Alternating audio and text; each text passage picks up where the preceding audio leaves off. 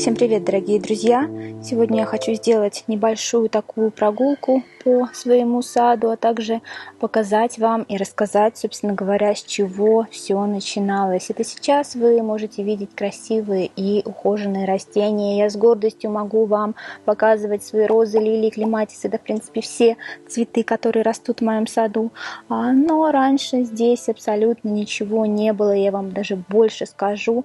В конце участка была помойка, на которую местные жители просто сбрасывали весь свой мусор, весь свой хлам. Все это мы убрали, переделали, преобразили вот этими вот руками с маникюром, которые вы очень часто замечаете в моих роликах. Но согласитесь, длинные ногти — это не помеха, главное, чтобы было желание. И вот в течение 6 лет мы потихоньку вдвоем весь участок перекопали, переделали, преобразили. И, собственно говоря, сейчас вы можете видеть, что у нас получилось. Делали мы это все постепенно, не сразу, потому что все достаточно тяжело. Муж работал до 6 вечера, и вот вечером на выходных мы потихоньку обычной лопатой все перекапывали, переделывали. Сначала вот одну часть участка, потом там другую, третью. В общем, я вам сейчас постепенно все покажу. Изначально мы распланировали весь свой участок, разделили его на зоны, решили, где у нас будут клумбы, где у нас будет посажен газон, разметили места, где у нас будут стоять фонари. Кстати сказать, ночью весь участок подсвечивается, и ночью это отдельная история, отдельная картина, которую я вам покажу в другом ролике. В общем, вот так вот постепенно, лопату в руки, и стали все делать. Сначала мы перекопали вот эту часть участка, землю всю разровняли, утрамбовали и посеяли здесь газон. Кстати сказать, вот видите, вот это место, я его всячески пытаюсь задекорировать, ставлю здесь кашпо, цветы сажаю. Там вот, видите, виднеется колодец. Этот колодец тоже муж выкапывал сам своими руками. И вот сейчас на этом месте вот такая вот красивая клумба. Тропинки тоже мы все распланировали изначально, и муж тоже все это сам выкладывал, всю эту плитку. Также он сам сделал вот такой вот мостик, который очень красиво вписывается в участок и прекрасно гармонирует со всеми растениями. Я изначально здесь распланировала клумбы. Одна клумба у меня круглая, она одна из первых. Вот видите, там гусь стоит с кашпо. Вот на этом месте я планирую поставить фонтан, но пока на него коплю. Вот эта клумба была сделана позже, и она, честно говоря, с каждым годом все увеличивается, потому что новые розы приобретаю, а сажать куда-то надо, поэтому газон немножко страдает. Дальше мы перекопали вот эту вот зону. Вот, кстати, видите, вот там вот в конце, где растут хосты, именно там была помойка, и это все гружалось, вычищалось, большим трактором вывозилось. В общем, барахла столько было, что не передать словами. Все это мы перекапывали руками, мусор, весь этот банки, склянки, в общем, куча всего. Все это мы убирали и вывозили. Дальше муж сделал вот такую вот беседку, тоже сам где-то увидел ролики в интернете или на ютубе, не знаю, делал чертежи, и вот за несколько дней соорудил вот такую вот беседку, в которой мы летом с удовольствием проводим время. Также перед вами сейчас арка. Эту арку тоже муж сделал своими руками, это его подарок мне на день рождения. Я тоже увидела в инстаграме у кого-то, уже не помню у кого, подобную арку. Захотела, показала мужу. Мы доработали мою идею, и вот так вот весной он ее сварил, покрасил и мне подарил. Дальше, дорогие друзья, вот это место, видите, это моя самая большая клумба. Тут у меня растут в основном розы, лилии, там сзади хиноцея, георгин, пока не видно, когда зацветут, вам покажу. Вот ровно на этом месте стояли старые сараи, которые тоже убирались, и все это чистилось и вывозилось.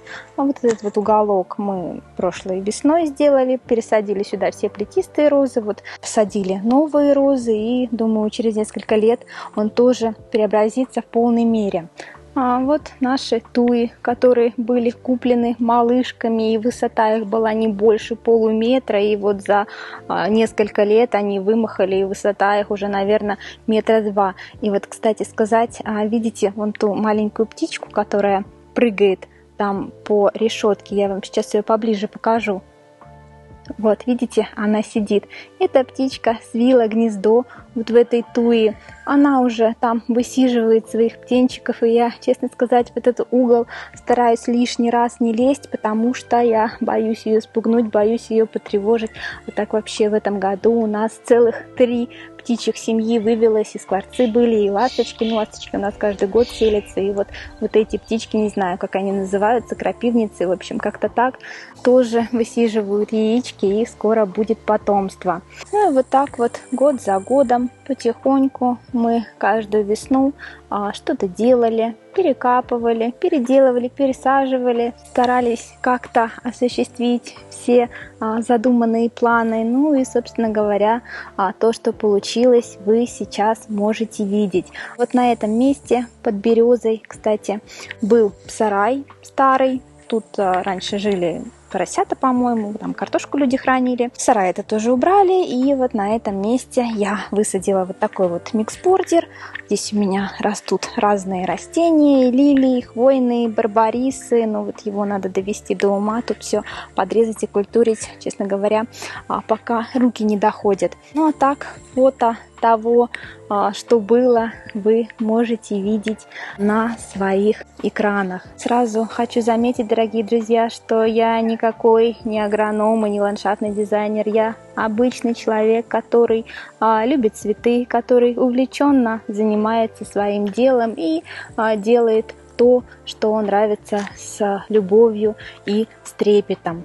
Поэтому все возможно, главное было бы желание, и не обязательно заканчивать какие-то там сельскохозяйственные академии. Сейчас 21 век, полно информации, полно литературы, и всему можно научиться. Опять же, повторюсь, главное было бы желание.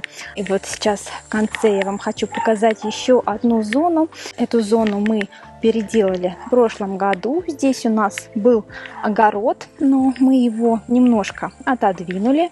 Точно так же все перекопали, полностью разровняли землю, утрамбовали, посеяли газон. И вот здесь вот вдоль беседки я продлила посадки своих роз. Вот видите, здесь они у меня еще маленькие, но тем не менее понять можно.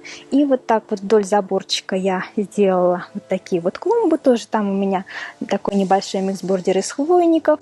Вдоль забора там и розы сидят, и гортензия. Ну, в общем, вот так вот сделали тоже небольшую такую зону. Вот там в углу я планирую поставить такие подвесные качельки. Ну, а в этом углу муж сделал вот такую вот детскую площадку. Тоже все сам, своими руками. Сам пилил, мастерил, сооружал. Ну, горку мы, естественно, купили. Ну и, собственно говоря, вот так вот выглядит мой сад. Он небольшой, но сделан с любовью и с трепетом, а главное, своими руками. Что я хочу сказать, дорогие друзья, ничего не бойтесь, все возможно, и, возможно, мой такой ролик станет для кого-то мотивацией. Все в ваших руках, и любое место, и даже самое страшное, самое заброшенное можно преобразить. Поэтому, дорогие друзья, помните о том, что не место красит человека, а человек место. Старайтесь, делайте, и у вас все получится. Также, дорогие друзья, если вам понравился мой ролик, ставьте лайки, пишите в комментариях, как вам такое преображение. Если не понравилось, тоже пишите, почему, что не понравилось, ставьте дизлайки. В общем, любая ваша активность, она продвигает ролик, и, возможно, кто-то увидит, и для кого-то он станет примером, станет мотивацией того, что все можно сделать, и нет ничего невозможного. В общем, делайте, творите, создавайте, все только в ваших руках. Ну, у меня на сегодня все. Кстати, забыла сказать, в этом году мы тоже преобразили наш огород. Ну, об этом я вам уже расскажу в следующем ролике. Пока давайте прощаться. Всем счастливо и до встречи на моем канале.